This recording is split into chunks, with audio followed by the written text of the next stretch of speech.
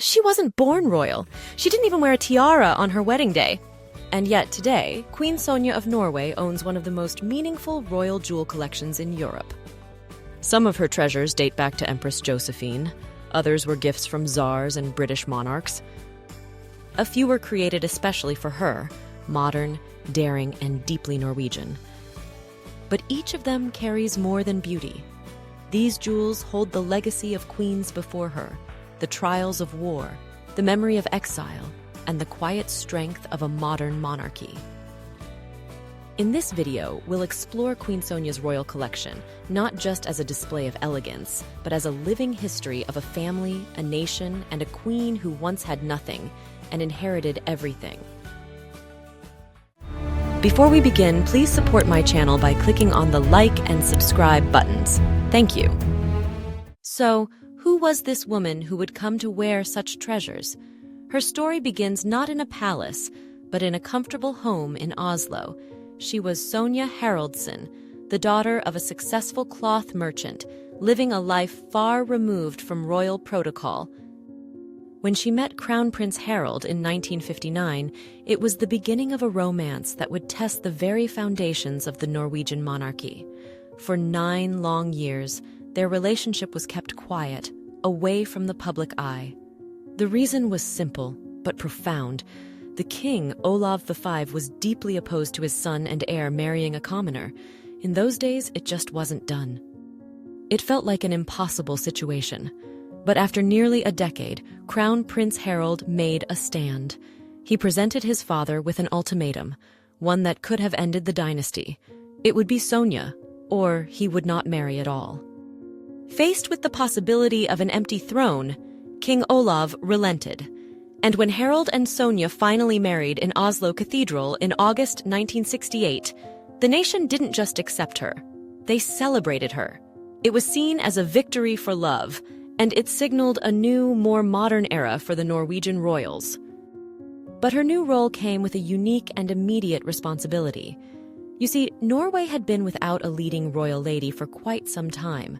Harald's mother, the beloved Crown Princess Martha, had passed away tragically in 1954. His sisters had married and were living more private lives. So when Sonja joined the family, she stepped into a void. She wasn't just a new princess. She was, in effect, the new First Lady of the nation. And with that role came access to the royal vault, a collection of treasures that had been quietly waiting for a new generation, a collection that tells the story of empresses, queens, and a Europe that no longer exists. So let's begin with the grandest of them all, a parure with direct ties to Napoleon's court. The first and most magnificent of these is the Norwegian Emerald Parure.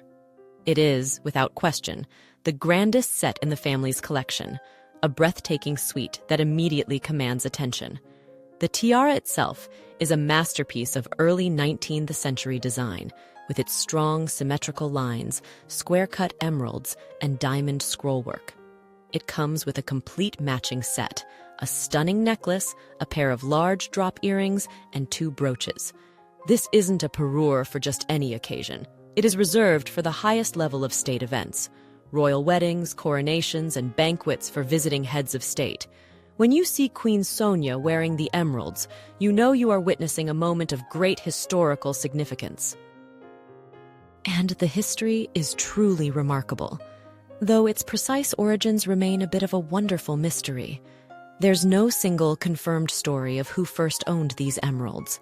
One popular theory suggests they may have been made for Empress Joséphine, Napoleon's first wife. The style certainly fits that era, resembling pieces from the great Parisian jewelers. However, other historians point to a different original owner, Josephine's daughter-in-law, Princess Augusta of Bavaria, Duchess of Leuchtenberg. We know for certain that the parure belonged to her at one point. The trail then becomes much clearer. After Princess Augusta's time, the jewels traveled through her descendants, a testament to the intricate web of European royal marriages. They eventually came to Scandinavia with Josephine's granddaughter, another Josephine, who became the wife of King Oscar of Sweden and Norway. For a time, the parure graced the Swedish court. But its journey to the modern Norwegian royal family is a story of profound personal significance. The emeralds were eventually inherited by Princess Ingeborg of Sweden, a key figure in the family whose daughter Martha was to marry Crown Prince Olav of Norway. When World War II broke out and Norway was invaded, Martha and her 3 young children, including a little Prince Harald, had to flee. On their way into exile in America, they stopped briefly in Sweden. As they were about to depart, Princess Ingeborg handed her daughter a package. Inside was this emerald parure. It was meant to be more than just a beautiful heirloom. It was an insurance policy, a tangible asset of immense value, to be sold if the family faced financial ruin in a foreign land. Thankfully, it never came to that. The jewels were kept safe, and when the war ended, they returned to Norway with the royal family. Today, the parure belongs to King Harald, who inherited it directly from his mother, Martha. So you can imagine, from the very beginning of her royal life, Sonja was entrusted not just with a piece of jewelry, but with a symbol of survival, resilience, and deep family love. But the emeralds weren't the only treasure with a link to Napoleon's court that awaited her. There was another, a classic diamond tiara of incredible delicacy and grace, a piece that feels almost like spun light. This is known as Queen Joséphina's diamond tiara, and its history is just as fascinating, though it tells a different kind of story, one of inheritance and the quiet, steady passage of jewels between relatives. It belonged to that same Queen Josephina of Sweden and Norway, the granddaughter of the famous Empress. You can truly see the French style of the early 19th century in its beautiful design, a cascade of intricate diamond florals and laurel wreath elements, all set with incredible lightness. It is a romantic, almost poetic piece. After Queen Josephina's death, this tiara began a winding journey through the Scandinavian royal houses, a perfect example of how these heirlooms move across borders. It was first inherited by her granddaughter, Lovisa, who had married into the Danish royal family and became Queen of Denmark. From there, it passed not to the next queen, but to her unmarried son, Prince Gustav. He cherished it, but having no children of his own, he looked to the next generation. When he passed away in 1944, he left the tiara to his beloved niece, Crown Princess Martha of Norway. And so, this exquisite diamond piece also found its permanent home in the Oslo vaults. It's another of the great historic jewels that Queen Sonja has now been wearing for more than half a century. You'll often see her pair it with a magnificent set of diamond pendant earrings, which have their own equally rich story, one we'll touch on a little later. While the grandest tiaras in the collection have their roots in imperial France, another significant part of the Norwegian jewel vault tells a very different story, one with direct ties to the British royal family. This is the legacy of Queen Maud, King Harold's grandmother. Born a British princess, the youngest daughter of the future King Edward VII and Queen Alexandra, Maud brought with her to Norway a collection of jewels that was both personal and deeply English in style. The most important of these was her magnificent pearl and diamond tiara. It was a wedding gift to Maud in 1896 from her parents, and it was a truly spectacular piece, crafted by the crown jeweler Garrard. With its graceful arches of diamonds topped with beautiful pearls, it was a classic of its time, but also versatile. It could be worn in its full, grand setting, or as a smaller, more delicate pearl fringe. It was one of Queen Maud's favorites, a constant presence in her official portraits and at grand occasions. And when Sonja became crown princess, this tiara became one of her most worn pieces as well. There are wonderful photographs of her in the 1970s and 80s, wearing both the full tiara and the smaller fringe version. It was a jewel that connected her directly to the first queen of modern Norway, and it seemed to suit her perfectly.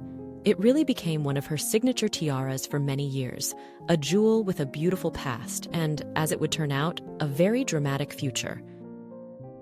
But Queen Maud's collection contained other treasures that showed a more personal and perhaps even playful side. One of the most interesting is a diamond circlet, which is often called the Maltese cross circlet. This piece also came from her mother, Queen Alexandra, who had it made as a lighter, more modern alternative to the heavy George IV state diadem. It originally featured 4 diamond Maltese crosses alternating with 4 fleurs-de-lis. When Queen Maud inherited it, she had the fleur-de-lis removed, perhaps to make it look less like its famous British counterpart. It's a fascinating piece because of its adaptability. And this is where we really start to see Sonja's own creative approach to royal jewelry. She has had the circlet altered, and most often she wears just the simple diamond bandeau base on its own, a chic, understated look. Occasionally, she reattaches 3 of the 4 crosses to the front, creating a more traditional tiara shape. She's even worn one of the crosses as a brooch. It shows a queen who isn't afraid to experiment with historic pieces to make them work for her. And then there is a much smaller, almost ethereal piece from Queen Maud's collection, the Vift tiara.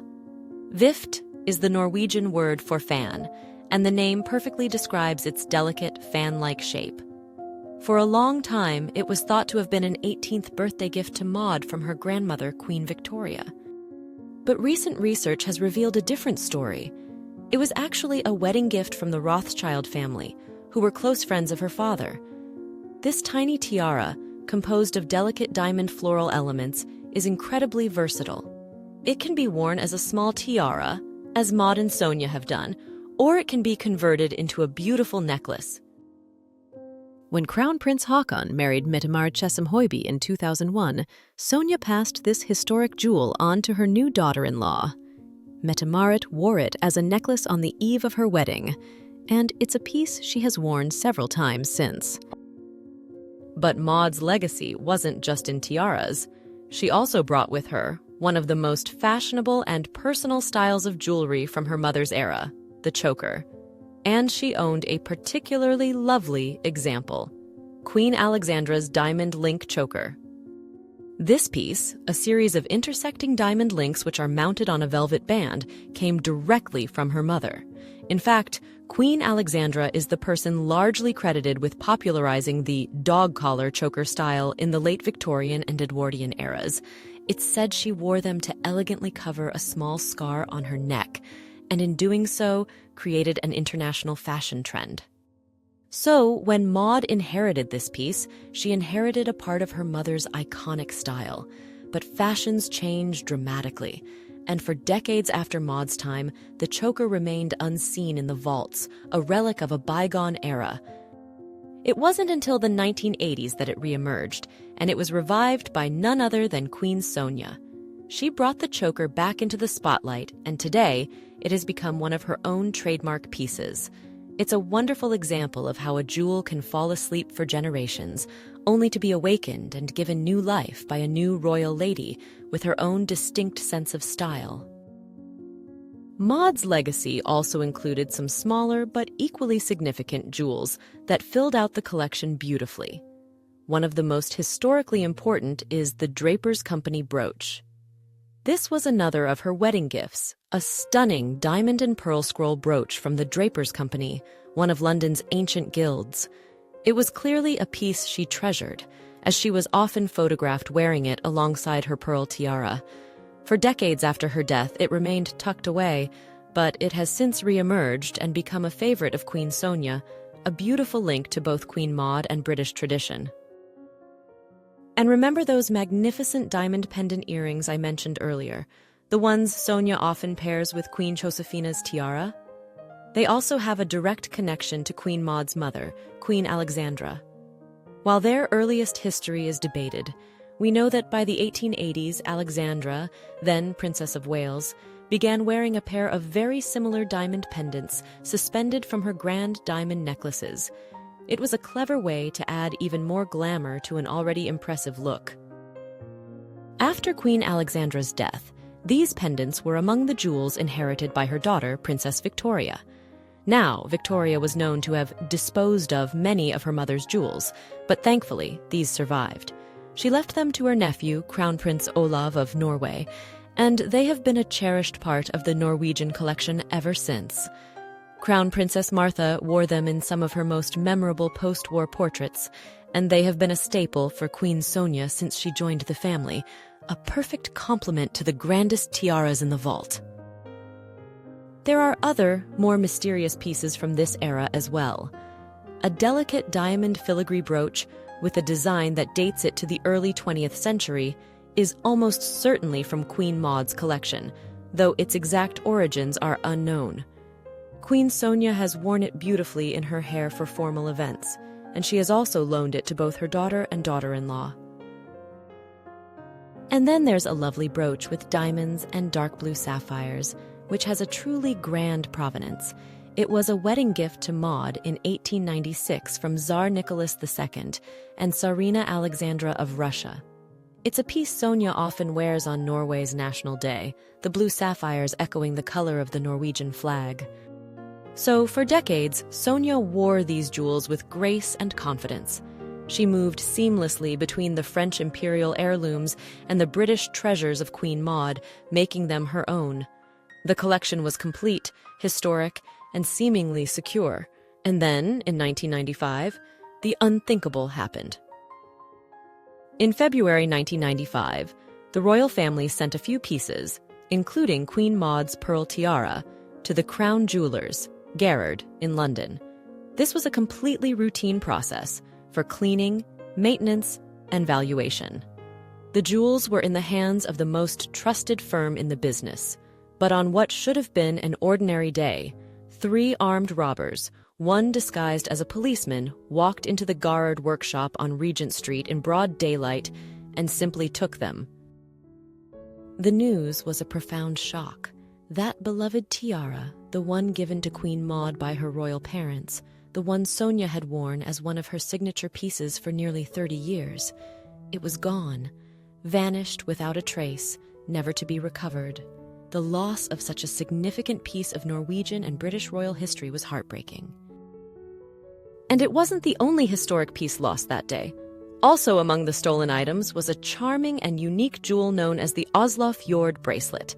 It held a special place in the family's modern history. It was a gift to Crown Princess Martha back in 1949 from the Norwegian America shipping line to thank her for christening their new ship, the Oslofjord. It was a beautiful band of delicate seed pearls with a striking square emerald and diamond clasp.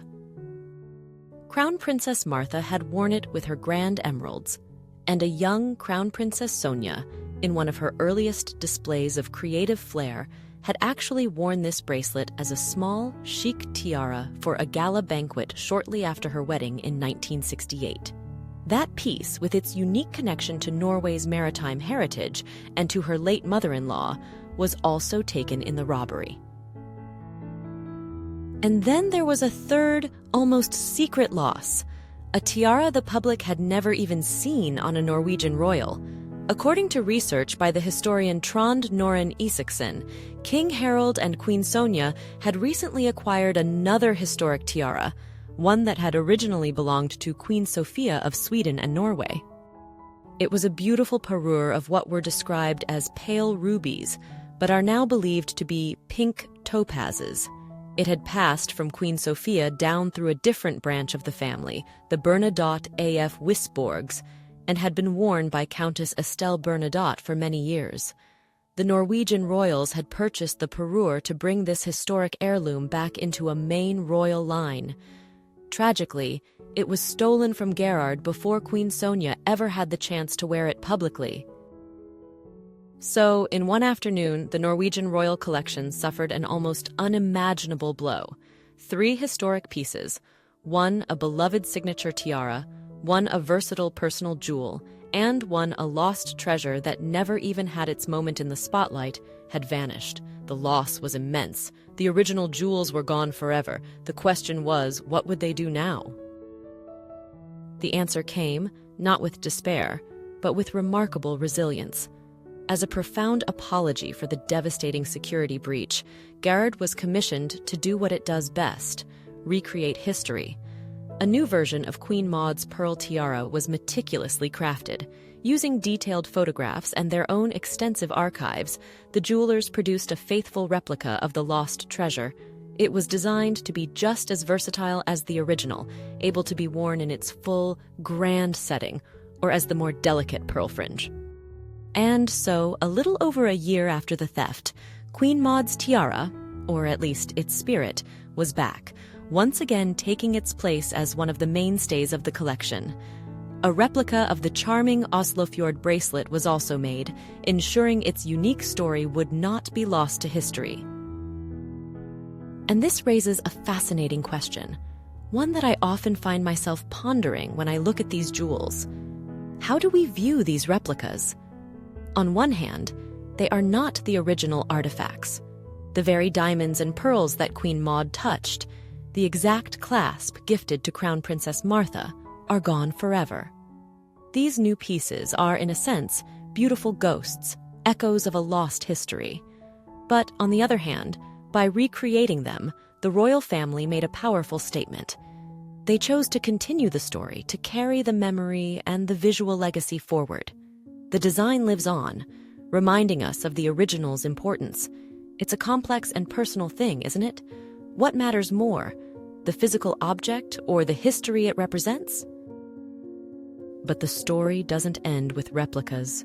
The insurance settlement from the theft provided an opportunity, not just to replace what was lost, but to add something new.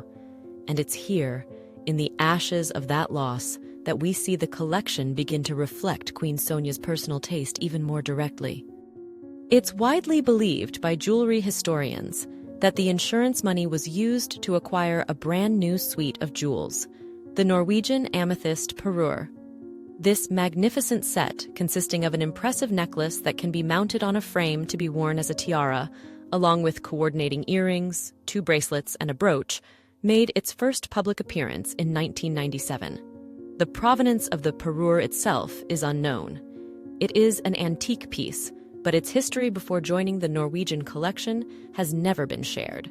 Queen Sonja wore it on a handful of occasions, but then, in a beautiful gesture of welcome and continuity, she passed the entire parure to her new daughter-in-law, Crown Princess Mette-Marit, around the time of the birth of Princess Ingrid Alexandra in 2004. It has since become one of Mette-Marit's most worn and recognizable pieces. Another beautiful suite also entered the collection around this time, a stunning set of emerald beads. It includes a lush 3-strand necklace with 2 elegant Art Deco diamond clasps and a pair of dramatic emerald bead tassel earrings. This set has a fascinating bit of its own history. The necklace is known to have been loaned to the Duchess of Kent for an event in the early 1990s, suggesting it was acquired from a jeweler's existing stock, likely Garrard's. Unlike the grand Napoleonic emeralds, which are reserved for the most formal white tie events, Queen Sonja often chooses this emerald bead suite for black tie occasions, like the Nobel Peace Prize galas. It's a slightly less formal but equally glamorous option. So, while the theft was a tragedy, it also became a catalyst for renewal. It demonstrated a remarkable pragmatism. The family lost priceless, irreplaceable history, but they ensured its memory lived on through faithful copies. And it was in this period of recreation that a new, truly unique, and very personal chapter began for the royal vaults, one that would reflect Queen Sonja's own modern style. A mark made not of inherited diamonds, but of contemporary Norwegian gold. For her 60th birthday in 1997, King Harald gave her a gift that was a complete departure from anything else in the collection, the modern gold tiara. It was a brand new commission from the king to his wife, and significantly, it was designed and made in Norway by the jeweler Millie Behrens, reportedly with a great deal of input from the queen herself, making it the only truly Norwegian-made tiara in the family's possession. The design itself is a statement. A sweep of curved yellow gold strips set with tiny diamonds. It's bold, architectural, and unapologetically modern. But this is Queen Sonja we're talking about, a woman of great pragmatism and style, so of course, it's also incredibly versatile. The tiara has 3 interchangeable central elements that she can swap out to coordinate with different jewels and gowns, one with a large green tourmaline, another with fiery orange topazes, and a third set simply with gold and larger diamonds. It is so striking and unconventional that it's earned an affectionate nickname among royal watchers, the Wonder Woman tiara. And in a way, that name fits. It represents her confidence, her forward-looking vision, and her identity not just as a queen, but as a modern Norwegian woman. It was a clear signal that the collection was no longer just about preserving the past, but also about embracing the present. And that desire to celebrate Norwegian identity in her jewelry continued. For her 75th birthday, she received another deeply personal gift, a suite of gold and peridot jewelry. Made by the Oslo jeweler Bugge and Othen, this set is Norwegian to its very core.